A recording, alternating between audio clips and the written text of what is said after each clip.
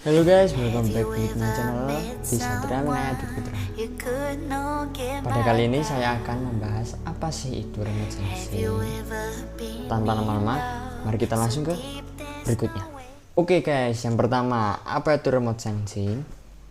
Remote sensing adalah pengukuran atau akuisisi data suatu objek atau fenomena oleh sebuah alat yang tidak secara fisik melakukan kontak dengan objek tersebut atau dari jarak jauh. Misalnya dari pesawat luar angkasa, satelit, dan lain-lainnya. Yang kedua adalah arti remote sensing menurut para ahli. Menurut Nielsen dan Giver pada tahun 1979, penginderaan jauh atau inderaja or remote sensing adalah seni dan ilmu untuk mendapatkan informasi tentang objek, area, atau fenomena melalui analisa terhadap data yang diperoleh dengan menggunakan tanpa kontak langsung dengan objek, daerah pun ataupun fenomena yang dikaji.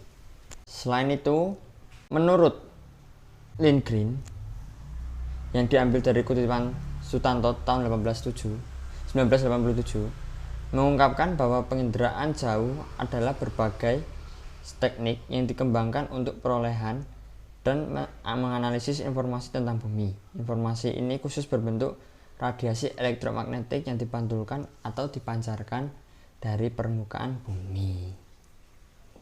Oke guys, yang berikutnya, kegunaan dari remote sensing. Yang pertama, mengkaji kerusakan lingkungan. Yang kedua, menyatakan identifikasi rupa bumi. Yang ketiga, manajemen sumber daya hutan. Yang keempat, eksplorasi mineral. Dan yang terakhir adalah manajemen dan perencanaan wilayah. Nah, kegunaan dari setiap remote sensing pastilah berbeda-beda kan guys. Nah, ini contoh dari beberapa 5 yang menjelaskan tentang bahwa remote sensing itu tidaklah dapat dipisahkan dari manusia. Karena remote sensing itu sangat berguna dalam pemetaan. Karena tanpa bantuan remote sensing, manusia tidak akan bisa memeta daerah mana yang cocok untuk dibangun suatu bangunan ataupun kita mengetahui bagaimana lahan tersebut di suatu daerah. Oke, kita lanjut. Nah, ini dia guys contoh gambar dan kerja remote sensing. Nah, penjelasannya, prinsip permukaan oleh sensor dalam pengambilan data melalui metode penginderaan jauh dilakukan berdasarkan daya reflektansi energi elektromagnetik masing-masing objek di permukaan bumi. Daya reflektansi yang berbeda-beda oleh sensor akan direkam dan didefinisikan sebagai objek yang berbeda yang dipresentasikan dalam sebuah citra. Gelombang elektromagnetik yang dipantulkan permukaan bumi akan melewati atmosfer sebelum direkam oleh sensor.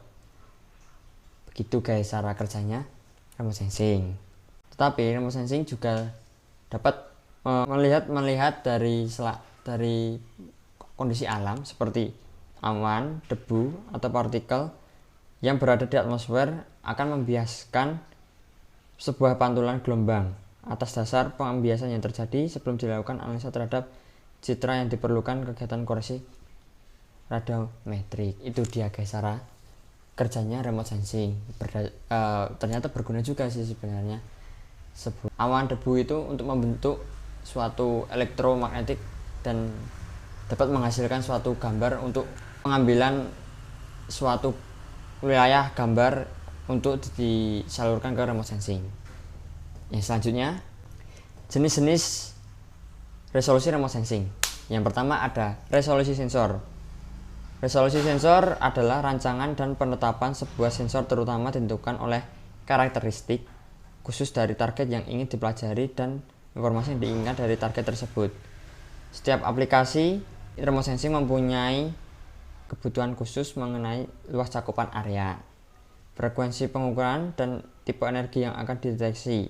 Oleh karena itu, sebuah sensor harus mampu memberikan resolusi spasial, spektral, dan temporal yang sesuai untuk kebutuhan aplikasi. Wah, bayangkan saja guys, resolusi sensor aja harus mempunyai seperti itu. Bayangkan resolusi HP, kayak gimana ya? Pastinya nggak bisa kan? Oke, lanjut yang kedua. Yang kedua adalah resolusi spasial.